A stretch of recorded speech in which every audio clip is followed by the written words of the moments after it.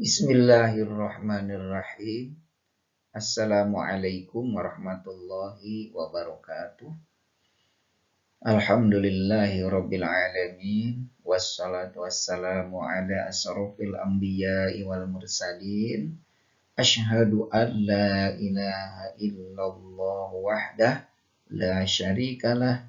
Wa ashhadu anna muhammadan abduhu wa rasuluhu la nabiyya ba'dah.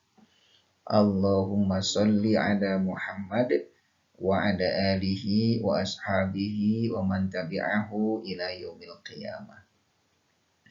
Para mahasiswaku sekalian, kita patut bersyukur kepada Allah. Hari ini kita masih bisa berjumpa kembali di perkuliahan agama Islam dalam keadaan sehat dan mudah-mudahan masih di dalam lindungan dan hidayah Allah Subhanahu wa taala. Para mahasiswa sekalian, materi yang akan kita bahas pada kesempatan kali ini yaitu tentang memahami alam gaib. Ya, seperti biasa di buku sudah juga saya tulis ya, di jilid 2 ini sudah judulnya di bab 2 ini hakikat alam gaib. Nah, gitu ya. Nanti bisa dibaca bukunya. Saya ingin menjelaskan skema dari materi memahami alam gaib ini. Nah, ini skema penjelasannya. Awali tentang ini al-gaib. Ini tulisan Arabnya seperti ini, al-gaib.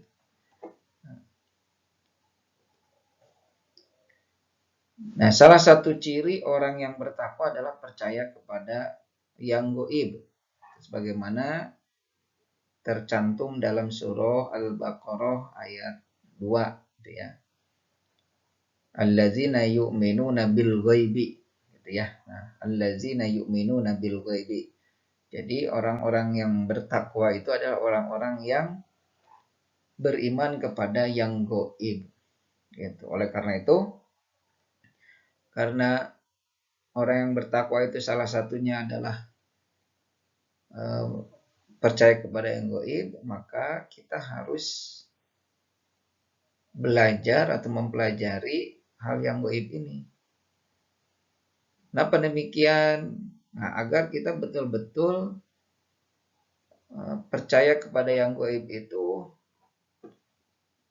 dengan benar, agar tidak ada penyimpangan dalam hal mempercayai yang gaib, gitu ya.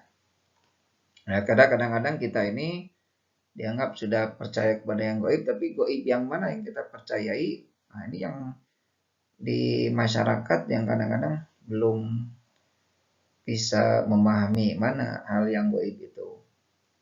Kita lihat, pengertian secara bahasa gaib itu tidak hadir, tertutup atau tersembunyi. Nanti bisa dibaca di buku ya. Nah, pengertian secara istilahnya, segala sesuatu yang tidak dapat dipandang oleh indera penglihatan dan tak terjangkau oleh akal manusia.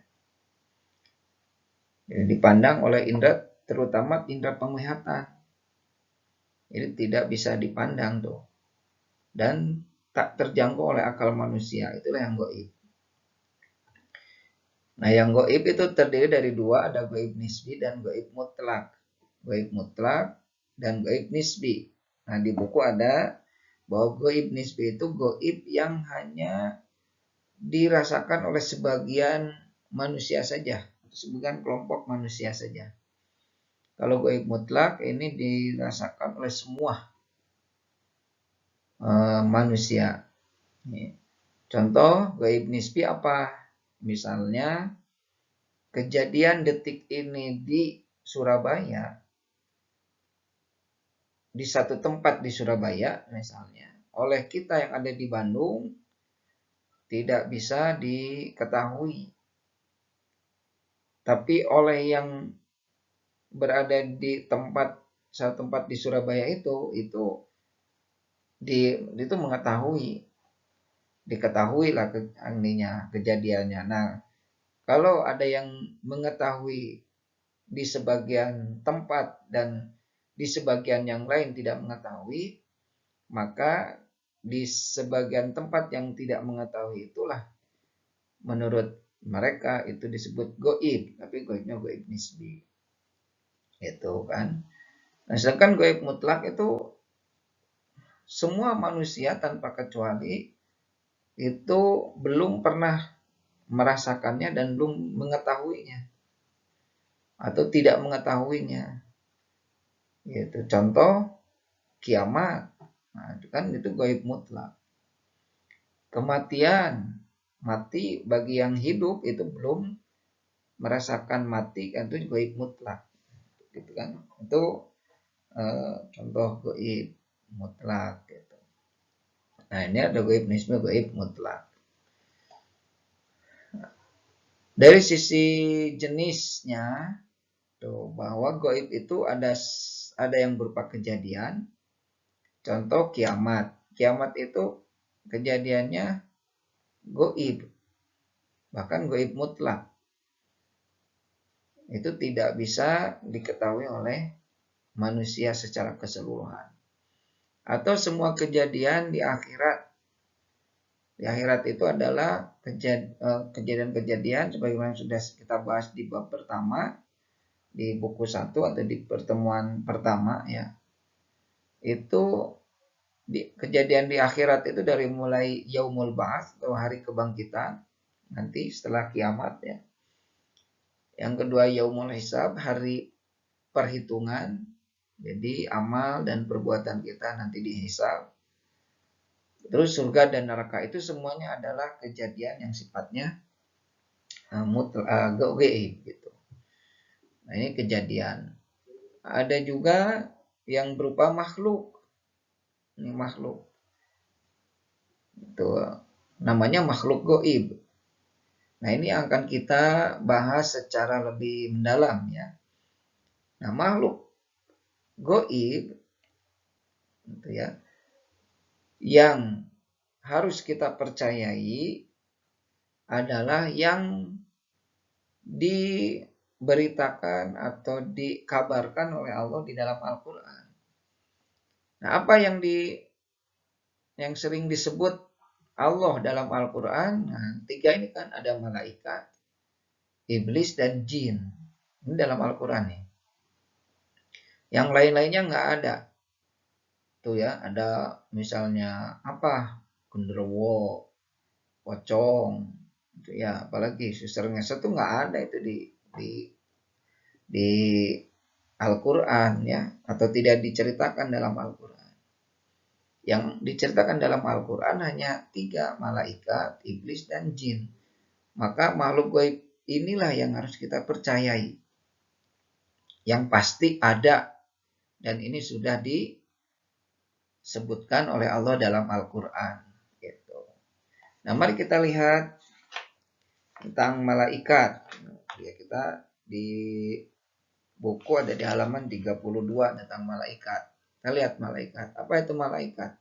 Makhluk Allah, tentunya makhluk gaib ya, yang selalu taat dan patuh kepadanya.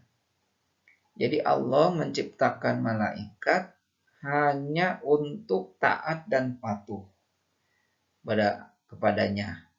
Tuh, ini sudah disampaikan oleh dalam Al-Quran ya, oleh Allah di surah, sini ada surah An-Nahl ayat 16. Yakhafuna rabbahum min fawqihim wa yaf'aluna ma yu'marun. Jadi sifat malaikat itu yakhafuna rabbahum. Mereka takut kepada Allah. Wa yaf'aluna ma yu'marun, dan mereka mengerjakan apa yang diperintahkan. Itulah makhluk Allah yang berupa malaikat. Dari apa malaikat itu diciptakan? Rasulullah SAW sudah pernah menyampaikan dari Aisyah, khuliqatil malaikatu minan nur atau min nur. bahwa malaikat itu diciptakan dari cahaya. Itulah ya malaikat. Dan sifat-sifat seperti itu.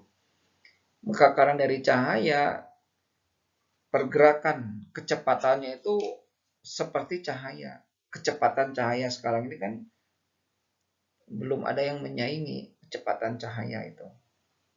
Nah, kalau kita lihat misalnya ada petir gitu ya. Petir itu cahaya dulu nyampe ke mata kita. Cahayanya baru setelah itu bunyinya. Jadi antara cahaya dan bunyi itu lebih cepat cahaya. Nah, itulah bukti bahwa kecepatan cahaya itu lebih cepat daripada bunyi. Karena bunyi itu ada mungkin kalau di fisika atau di ini ada rambatan yang merambat barulah nyampe. Itu kalau cahaya cepat set. Nah, itulah kerja atau pergerakan malaikat seperti itu. Ya. Sehingga kita tidak bisa menyaksikan kecepatan cahaya, kecepatan malaikat itu karena terbuat dari cahaya. Nah, karakteristiknya juga tadi sudah disinggung sedikit ya, bahwa malaikat itu yakhufuna rabbahum min fawqihim wa yaf'aluna ma yu'marun. Ada juga dalam surah At-Tahrim bahwa malaikat itu syidadun gilazun la yasuna allaha ma amaruhum wa yaf'aluna ma yu'marun. Jadi nanti ada malaikat yang penjaga neraka di sini ya jelas disebutkan bahwa malaikatnya gilazun syidadun, malaikat yang keras dan tegas, bahkan di sini kasar ya. Gitu. Jadi malaikat yang penjaga neraka itu kasar-kasar kan dalam Allah. Tapi la yasunallaha ma, mereka tidak mendurhakai Allah. La yasuna, mereka tidak mendurhakai siapa? Allah mendurhakai Allah. Ma amarhum, apa yang diperintahkan kepada mereka. Wa yaf'aluna ma yu'marun, dan selalu mengerjakan apa yang diperintahkan. Nah gitu. Jadi itu beberapa karakter malaikat.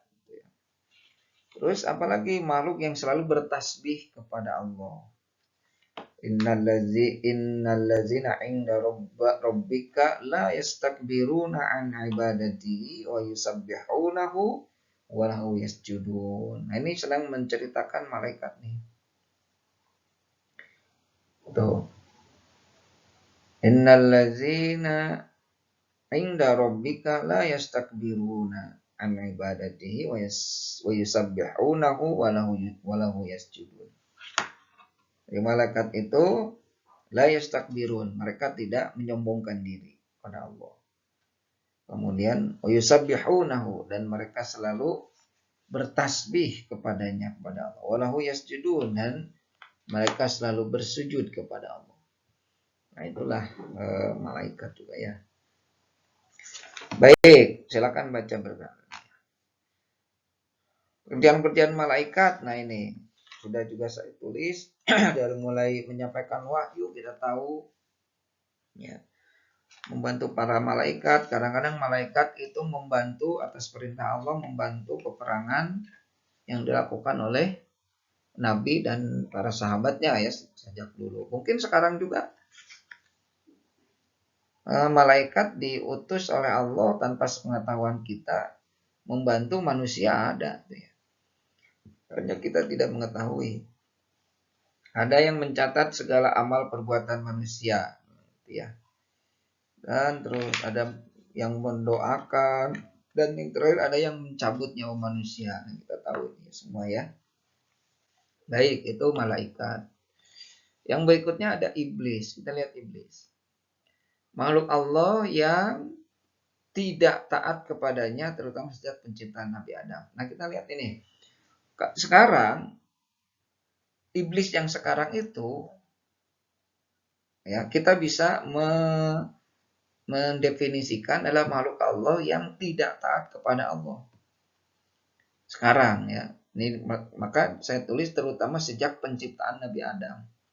Jadi artinya setelah penciptaan Nabi Adam itu tabiat iblis berbeda dengan sebelum Nabi Adam diciptakan. Nah ini ya kita perlu ketahui ini. Nah ini kita lihat nanti dalam Al-Quran. Bahwa iblis itu sebelum Nabi Adam diciptakan itu berserta para penghuni langit yang lainnya termasuk malaikat ya itu berada di dalam satu tempat yang sama. Di situ ada malaikat gitu. Atau penduduk langit pada saat itu disebut malaikat. Termasuk di situ adalah ada iblis. Jadi sebelum penciptaan Adam itu. Nah pada saat Nabi Adam diciptakan, wa iz qala rabbuka lil malaikati. Dan ingatlah tatkala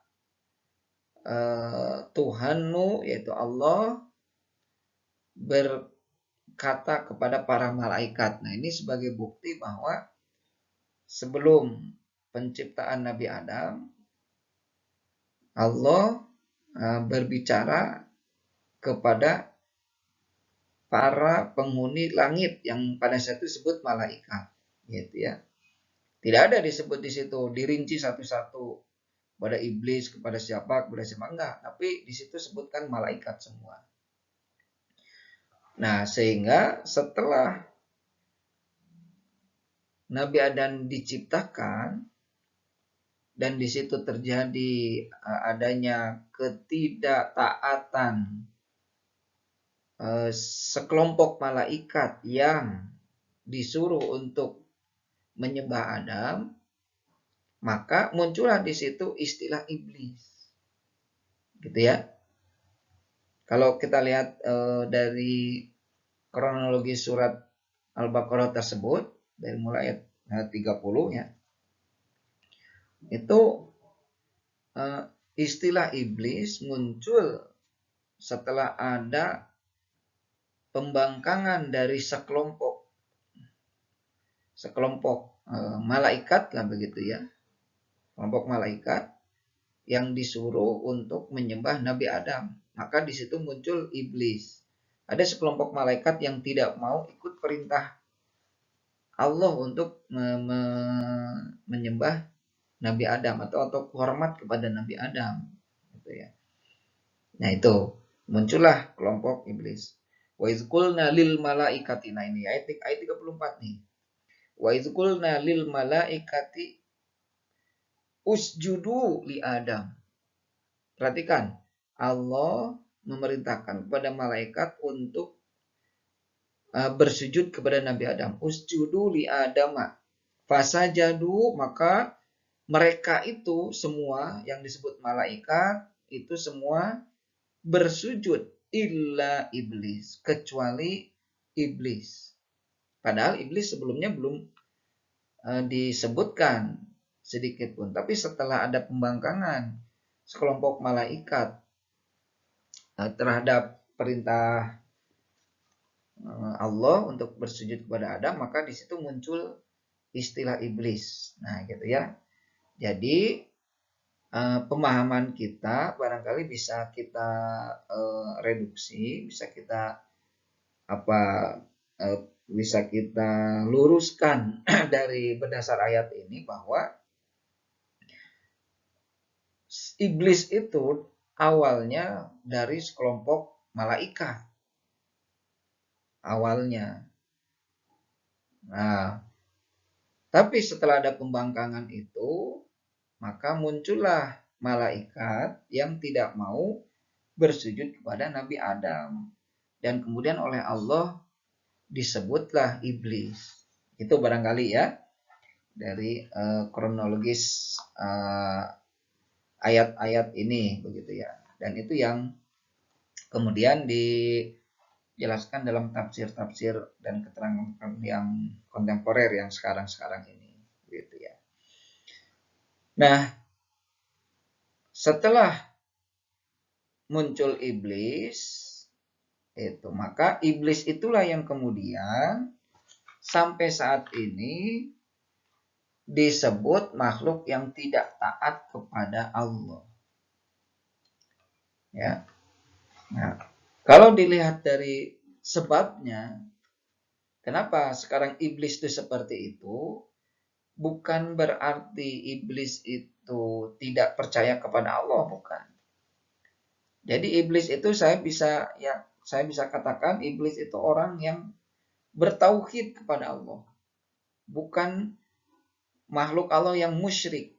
Kenapa? Karena iblis itu tahu betul keberadaan Allah, tahu betul keagungan Allah, gitu ya. Tahu betul pahala dan siksa Allah, tapi karena iblis itu punya sifat membangkang, maka itulah yang kemudian oleh Allah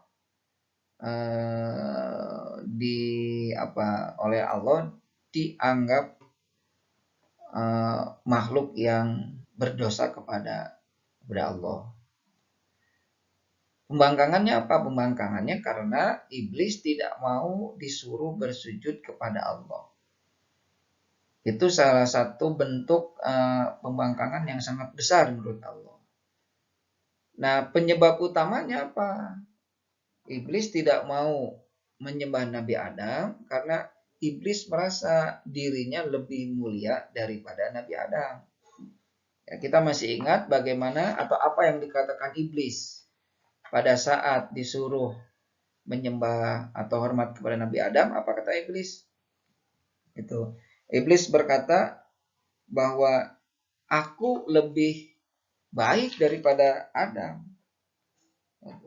Ana khairum minhu. Aku lebih baik daripadanya. Khalaqtani min nar wa khalaqtahu min tin. Aku ini diciptakan oleh Engkau ya Allah dari api, sedangkan Adam diciptakan dari tanah. Dan tanah itu tidak lebih baik daripada api. Maka akulah yang lebih baik daripada Nabi Adam dari sisi bahan penciptaannya. Nah, inilah yang membuat iblis dilaknat oleh Allah karena dia sudah dianggap membangkang karena sombong kepadanya. Gitu ya. Aba wastakbar wa kana minal kafirin. Aba wastakbar. Dia ini ingkar kepada Allah. Aba, membangkang kepada Allah. Wastakbaro, dan dia sombong kepada Allah. Wa kana minal kafirin. Maka iblis itu dimasukkan ke dalam golongan orang-orang yang kafir, gitu. Jadi iblis bukan dimasukkan ke golongan orang-orang yang musyrik, tapi ke golongan orang-orang kafir. Karena apa? Karena dia menyelisihi atau membangkang terhadap perintah Allah. Gitu ya. Itulah iblis. Gitu. Nah, dari sejak itulah maka iblis berjanji bahwa dia hendak menggelincirkan Nabi Adam dan para keturunannya dari menyimpangkan mereka Nabi Adam ya dari jalan Allah, begitu. Ini kata iblis nih dalam surah Al-A'raf ayat 16-17, qala fabima agwaitani la aqudanna lahum siratal mustaqim. Nah, ini lihat. Ini kata iblis nih, begitu iblis itu dicap ya sebagai makhluk yang kafir, maka kata iblis, qala iblis berkata fabima agwaitani la aqudanna lahum siratal mustaqim. Ya. Dan maka karena engkau telah menghukum saya benar-benar akan menghalang-halangi mereka dari jalan engkau yang lurus. Nah, gitu. Jadi iblis tuh akan terus berusaha menghalang-halangi kita dari jalan yang Allah ridhoi. Itu kan? Itulah bentuk permusuhan iblis dengan kita. Baik, itu ya itu iblis. Nah, kita lihat nanti sifat dan pekerjaan iblis ya. Bahwa makhluk yang sombong dan termasuk golongan illa iblis aba wastakbaru wa kana minal kafirin. Ya, jadi kata Allah bahwa iblis ini orang yang sombong, makhluk yang sombong. Makhluk yang terusir dari surga. Qala fahbit minha fama yakunu laka an tatakabbaru fiha fakhruj innaka minas sagirin. Fakhruj, jadi diusir oleh Allah. Kemana? Diusir dari sini ya. Iblis itu cari tempat sendiri, nggak tahu kemana. Mungkin kakak layangan begitu ya, nggak tahu mana tuh. Kemudian apa? Makhluk yang terlaknat. Nah, iblis begitu menyatakan diri tidak mau bersujud kepada Nabi Adam dan dicap oleh Allah sebagai orang yang makhluk yang kafir, sombong dan membantah pada perintah Allah, maka iblis kemudian dinyatakan makhluk yang terlaknat. Wa inna alaika la'nati ila yaumiddin. Dan sungguh atasnya laknatku, kata Allah. Atas iblis itu laknatku. Kutukan lah begitu ya. Sampai hari pembalasan. Jadi iblis itu sampai sekarang dilaknat oleh Allah. Maka kita sebutkan iblis laknatullah alaihi. Orang yang terlaknat, yang terkutuk oleh Allah. Baik, dan menjadi penghuni neraka, dijamin menjadi penghuni neraka. Dan la'amla'anna jahannama minkum ajma'in. La'amla'anna jahannama minkum ajma'in. Jadi iblis dan yang mengikuti iblis itu akan dijamin masuk neraka. Itu kata Allah kan. Kemudian Pak makhluk yang akan selalu menggoda dan menghalangi manusia tadi ya, itu akan selalu. Dan nah yang terakhir di sini bahwa makhluk Allah yang tidak akan pernah mati sampai hari kiamat. Jadi iblis itu dari awal pertama pengistilahannya oleh Allah. Jadi setelah ada perintah tadi, perintah untuk bersujud kepada Nabi Adam, maka muncullah itu istilah iblis. Nah dari situ iblis sampai saat ini itu tidak mati, gitu ya. Jadi iblis itu tidak mati. Sini jelas nih dalam surah Al-Hijr ayat 38, 37, 38. Qala fa innaka minal munzirin ila yaumil waqtil ma'lum. Jadi setelah dilaknat oleh Allah, iblis meminta kepada Allah apa sesuatu lah begitu. Apa permintaannya ini salah satunya? Bahwa tolong aku tidak mengalami mati. Maka jawaban Allah, fa innaka minal munzirin. Baiklah, engkau adalah termasuk makhluk yang tidak akan pernah mati atau makhluk yang diberi tangguh sampai hari yang telah ditentukan atau kiamat. Jadi sampai hari kiamat iblis itu tidak akan pernah mati. Kalau kiamat mati juga akhirnya, tapi sampai kiamat. Nah, jadi iblis sekali lagi saya sampaikan, iblis itu mulai muncul pada saat Nabi Adam diciptakan dan ada perintah Allah kepada malaikat untuk bersujud kepada Nabi Adam, maka muncullah istilah iblis di situ.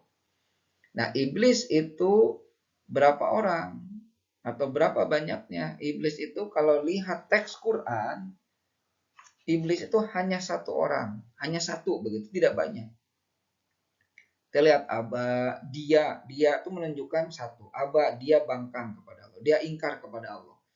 Jadi dia di sana itu satu memang. Wastakbaro, dia sombong. Dia di situ satu, tidak banyak. Jadi tidak ada secara bahasa menunjukkan iblis itu berkelompok, tidak banyak, enggak. Tapi hanya satu sosok saja itu iblis itu. Ya. Nah, iblis inilah yang sampai saat ini tidak mengalami kematian. Nah, pekerjaannya apa? Tadi pekerjaannya la'aqudanna lahum siratal mustaqim. La'aqudanna lahum siratal mustaqim. Bahwa aku akan menghalang-halangi mereka. Mereka itu Nabi Adam dan para pengikutnya. Dan para keturunannya. Siratal mustaqim, dari jalan engkau yang lurus. Gitu. Jadi pekerjaannya hanya itu. Ya. Tidak ada yang lain. Selalu terus menghalang-halangi kita manusia dari jalan yang benar. Jadi kalau ada manusia nih yang melakukan perbuatan-perbuatan salah, perbuatan-perbuatan yang tidak menunjukkan siratal mustaqim, itu pasti ulah dan sebab dari pekerjaan iblis, gitu aja. Ya. Itu. Kalau dia misalnya tidak sholat, nah itu jelas. Sebetulnya hati kecilnya mau ingin sholat, gitu, tapi dia halang-halangi oleh iblis dengan berbagai cara, dengan pekerjaannya lah, dengan kesibukannya, ya dengan apapun. Maka sehingga dia tidak melaksanakan sholat. Padahal tiketnya, aduh saya ingin sholat sebetulnya. Bahwa sholat itu benar, sholat itu baik, sholat itu perintah Allah, tapi dihalang-halangi oleh iblis gitu. Ya. Loh. Pada saat dia melakukan kemaksiatan, misalnya berjudi, nyatakan bahwa itu adalah penyebabnya adalah iblis. Dia dihalang-halangi supaya dia terhindar dari perbuatan itu. Itu oleh iblis itu penyebabnya. Dia minum minuman keras, itu pasti iblis. Jadi setiap perbuatan-perbuatan yang menyimpang dari jalan Allah itu jelas adalah penyebabnya adalah iblis. Gitu. Karena iblis selalu menghalang-halangi kita dari jalan benar, dari jalan siratal mustaqim. La'aqudanna lahum siratal mustaqim. Itu ya dalam surah Al-A'raf itu ayat 18-17. Nah, iblis sampai sekarang tidak mati sampai sekarang. Nanti kiamat. Ya, tuh saya tegaskan tentang iblis. Kita lihat, nah di sini mendapatkan kesempatan untuk menyesatkan manusia dengan cara dan alat apapun. Nah, sayangnya, nah ini sayangnya. Sayangnya, malaikat diberi kesempatan, diberi peluang oleh Allah untuk menyesatkan manusia dengan cara dan alat apapun. Nah, gitu. Sayang ya, tapi ya begitulah keputusan Allah. Kata Allah, baik, silakan. Silakan kau ya iblis menghalang-halangi manusia dari jalanku gitu.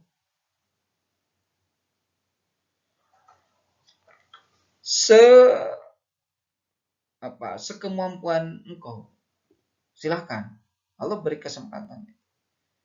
Dan aku akan berikan engkau kekuatan, kesempatan, kekuatan apapun, cara dan alat. Apapun silahkan, gunakan. Gitu. Nah ini memang Allah memberikan peluang dan kesempatan itu kepada iblis. Nah, cara dan alat yang digunakan oleh iblis Nah, itulah dinamakan oleh Allah adalah setan. Ingat ya, jadi setan itu cara dan alat yang digunakan iblis. Bukan, jadi setan itu bukan sosok khusus, punya jasad, punya raga, enggak. Kalau malaikat ada raganya walaupun goib. Iblis punya raganya, punya jasad. Gitu. Tapi kalau setan itu tidak punya raga khusus, tidak punya raga khusus begitu ya. Seperti halnya malaikat dan iblis. Tapi setan itu segala cara yang dilakukan oleh iblis dan alat apapun yang digunakan oleh iblis itulah setan. Misalnya tadi kita mau sholat nih, mau sholat. Oleh iblis dihalang-halangi. Dengan cara apa? Misalnya dengan cara ditambahlah pekerjaan.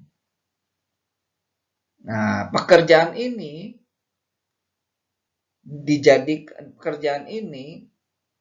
digunakan oleh iblis untuk menghalangi seseorang, mengerjakan sholat. Maka pekerjaan inilah disebut setan, gitu ya. Paham barangkali ya? Gitu.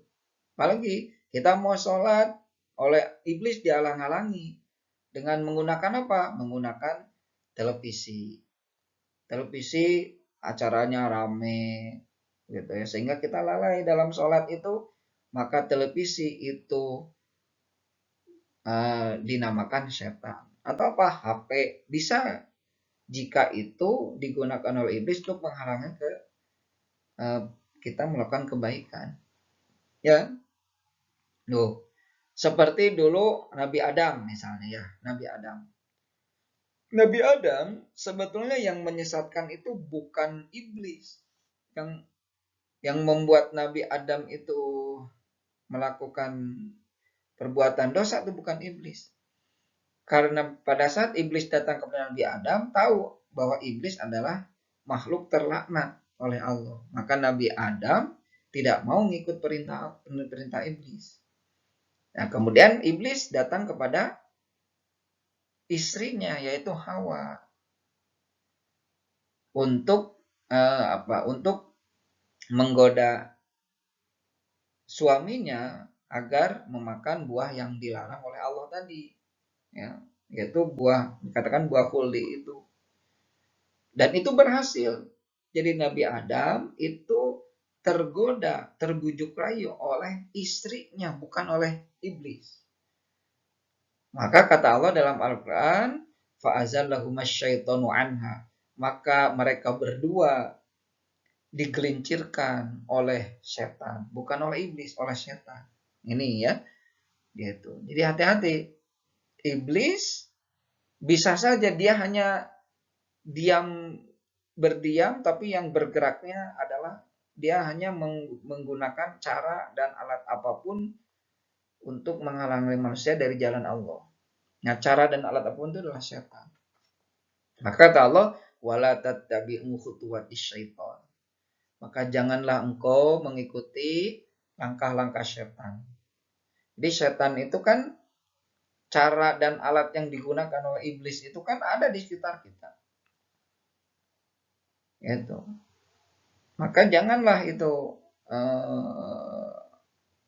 janganlah alat yang digunakan oleh iblis itu yang namanya setan kita ikuti.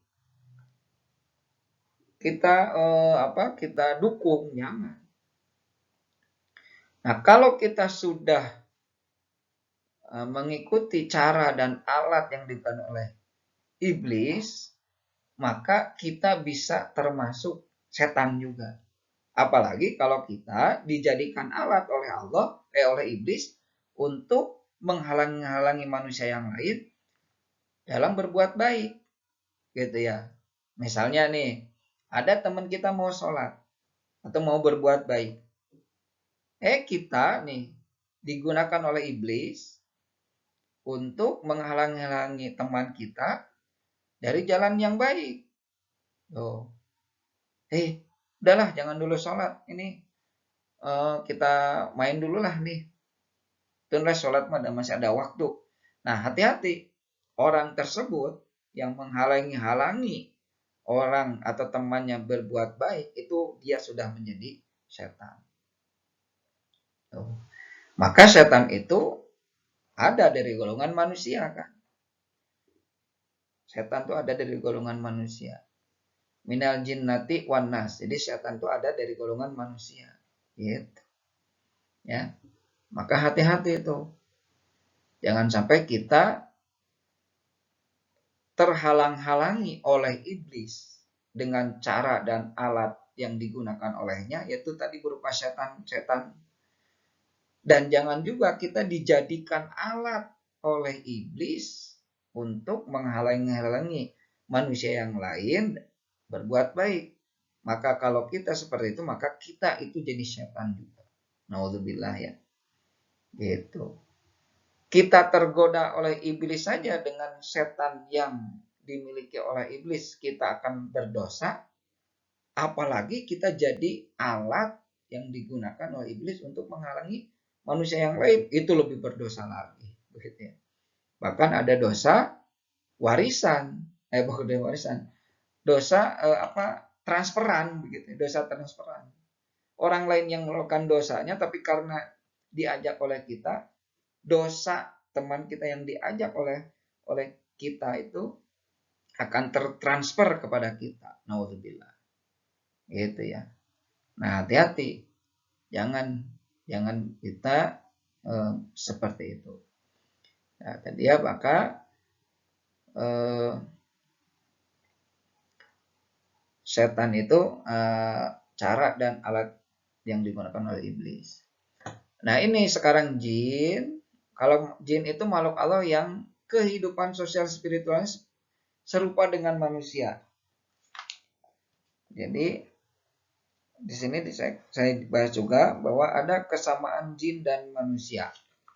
Jadi hampir mirip lah. Kalau manusia itu berkelompok, jin juga berkelompok. Kalau manusia beragama, jin juga beragama. Gitu ya. Maka disebut jin itu juga ada yang kafir, ada yang muslim, ada yang mukmin sama. Gitu ya. Nah, oleh karena itu nanti setan itu ada dari golongan jin dan manusia. Gitu. Nah, manusia dengan jin ada yang selalu berkomunikasi atau berinteraksi. Nanti lihat dalam surah Al-Jin tuh ya.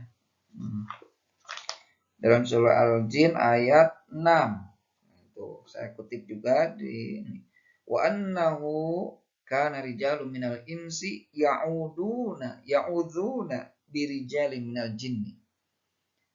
Ternyata sungguh ada di antara kelompok manusia yang ya'udzuna birijali minal jin, yang selalu berinteraksi, meminta bantuan, meminta pertolongan, meminta perlindungan kepada bangsa jin. Nah, gitu ini lihat nih. Jadi ada sebagian dari golongan manusia yang selalu meminta pertolongan, perlindungan kepada segolongan bangsa jin. Gitu. Nah, siapa yang segolongan manusia yang selalu berinteraksi dengan jin ini? Itulah disebut kahin. Kahin itu adalah tukang sihir, tukang ramal, paranormal. Itu semuanya pasti berhubungan dengan jin. Ya. Memintanya kepada jin. Jinnya jin yang mana? Tentunya jin yang sudah dijadikan alat oleh iblis untuk menghalang-halangi manusia berbuat baik. Itu ya, paham ya kira-kira ya. Jadi jin yang dijadikan sekutu oleh manusia itu adalah jin yang dijadikan oleh iblis, dijadikan alat oleh iblis untuk menghalangi manusia dari berbuat baik. Itu ya oleh paranormal itu ya, oleh ilmu, oleh ahli sihir itu ya, oleh para sihir itu. Maka jin itu dijadikan juga setan ya. Jadi dikategorikan menjadi setan karena bersekutu dengan manusia untuk menghalangi manusia dari jalan Allah. Nah, bagi yang seperti ini, manusia yang seperti ini, itu tidak boleh kita berinteraksi dengan mereka. Berinteraksi dengan tukang sihir, tukang ramal, paranormal, nggak boleh. Maka kata Nabi, barang siapa yang datang, man ata kahinan, barang siapa yang datang kepada tukang sihir, paranormal, tukang ramal, fa'sa'alahu an syai'in, dan dia bertanya tentang sesuatu, ya, bertanya apa saja, tanya tentang nasib, bertanya tentang kehidupan, apa saja lah begitu ya.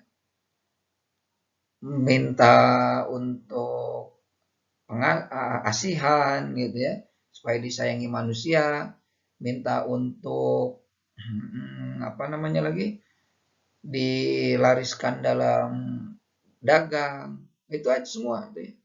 Maka kata Nabi, lan tuqbal sholatuhu arba'ina yauman, maka tidak akan diterima sholatnya selama 40 hari 40 malam. Bayangkan, sebagaimana yang kemarin kita bahas di makna syahadat itu ya, itu sudah musyrik.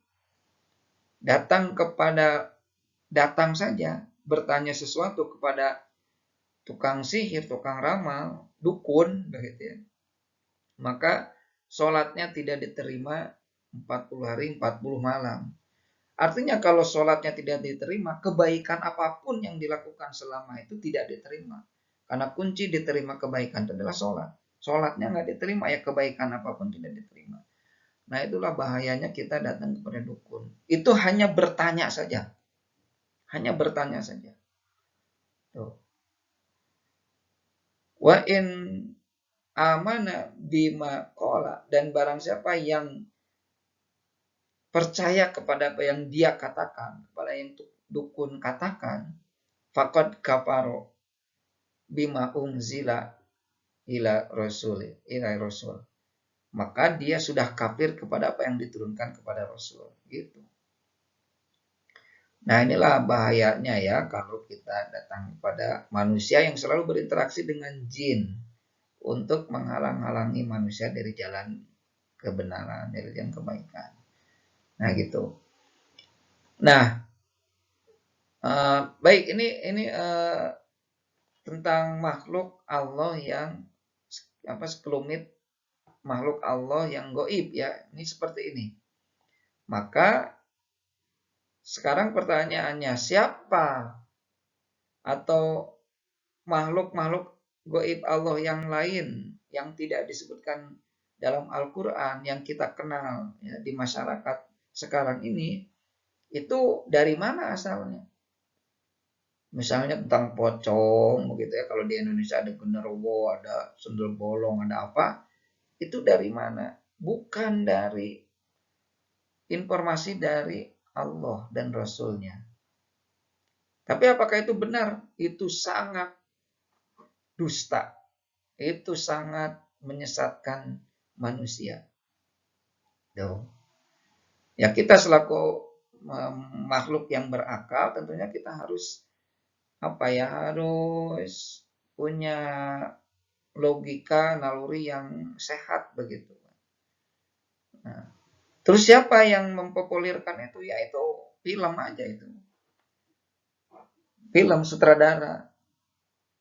Itu adanya pocong. Kenapa misalkan di Indonesia itu pocong? Karena logika manusia tentang hantu, tentang orang sesuatu yang menakutkan, hal yang gaib yang menakutkan, itu tentunya kan awalnya dari orang yang telah meninggal. Padahal kita tahu orang yang meninggal itu tidak bisa berbuat apa-apa. Ya. Ya, yang sudah meninggal itu kita sudah bahas, jasadnya ke kuburan, hancur di kuburan, ruhnya kembali ke alam ruh. Tuh, ruhnya ke alam barzah, maaf ya, ke alam kubur. Jadi jasadnya ke kuburan, dikubur, hancur, ya, jadi tanah lagi, ruhnya ke kubur, ke alam kubur, dan tidak bisa kembali ke alam dunia. Jadi sangat tidak mungkin atau berita atau kabar yang menyesatkan manakala ada manusia yang sudah mati itu hidup kembali, apalagi sampai menghantui atau menakut-nakuti orang yang masih hidup di dunia. Itu sangat menyesatkan. Nah, kalau begitu apa itu? Itu hanya imajinasi manusia saja. Kenapa di Indonesia ada pocong? Karena orang yang meninggal di Indonesia itu kan pakai boeh, pakai kain kafan dililit. Jadi kalau orang yang mati di Indonesia hidup lagi, berarti pakai kain kafan begitu ya, aclok-aclokan pocong, ya itulah imajinasi orang Indonesia. Kalau di Barat nggak ada pocong, ada juga Dracula pakai jas, gagah begitu ya. Hanya bersihung kan, makan darah, minum darah manusia. Nah, begitu.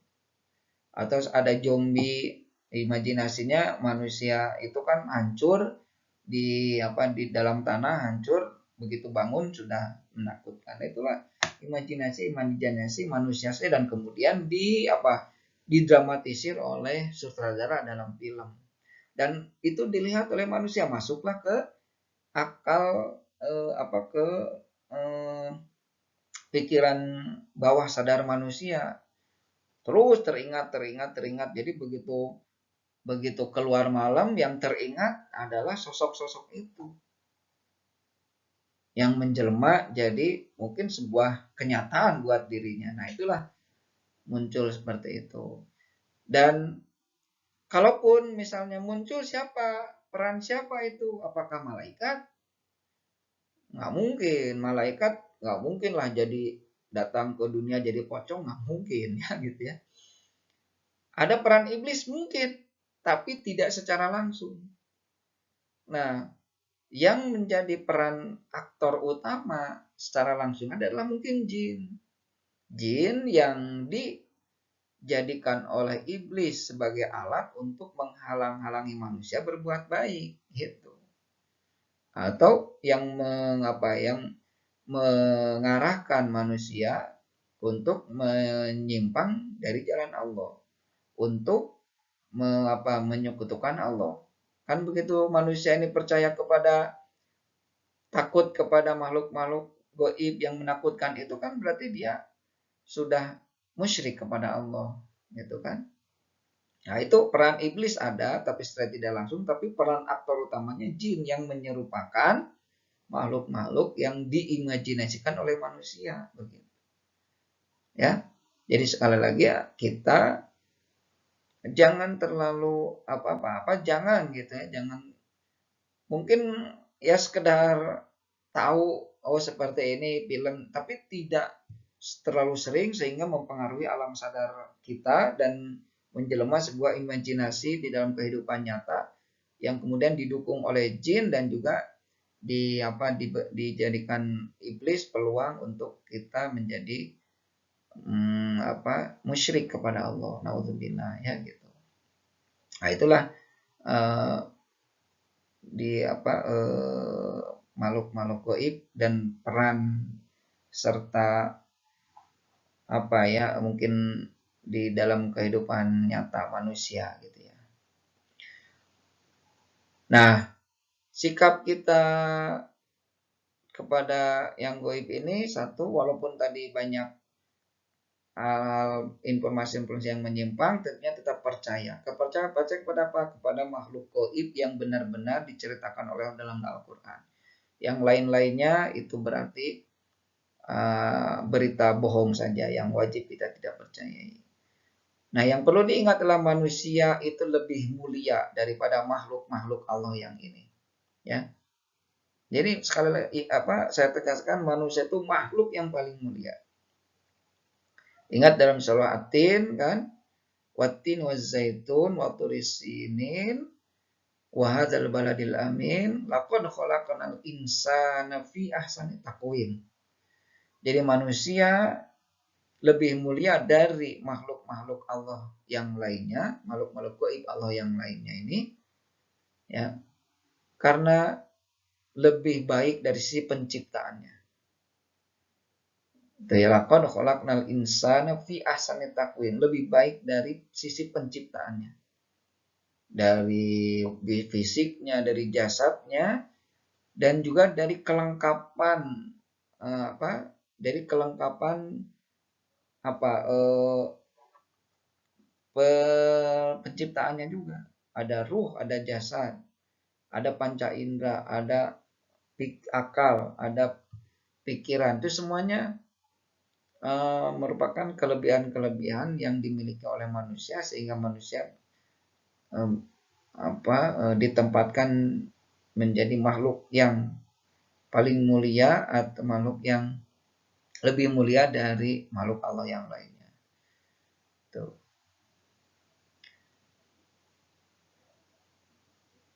Dan oleh karena itu jangan dijadikan ilah. Nah, jadi makhluk Allah yang lain jangan dijadikan ilah, jangan dijadikan Tuhan selain Allah.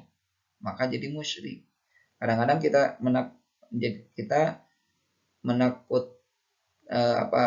kita takut kepada makhluk Allah yang lainnya kan, misalnya kepada iblis, kepada jin, atau kepada makhluk-makhluk yang lain kita takut, itu dijadikan ilah oleh kita berarti. Jangan sampai seperti itu. Ya, kita manusia menjadi makhluk Allah yang lebih mulia dari makhluk Allah yang lainnya dan diberikan tugas untuk beribadah langsung kepada Allah tanpa melalui perantara apapun, langsung meminta dan menyembah Allah dan menyembah langsung kepada Allah tanpa dipengaruhi oleh hal-hal yang gaib yang menyesatkan, sehingga pada akhirnya kita termasuk manusia yang musyrik, gitu ya. Ini pembahasan kita tentang makhluk gaib. Mudah-mudahan dengan kita mempelajari ini kita bisa lebih tahu, lebih paham seperti apa itu yang gaib dan bagaimana kita bersikap terhadap makhluk-makhluk gaib. Terima kasih. Kita dengan baca hamdalah alhamdulillahirabbil alamin. Kita doa bersama, subhanakallahumma wa bihamdika asyhadu an la ilaha illa anta astaghfiruka wa atubu ilaik. Wassalamualaikum warahmatullahi wabarakatuh.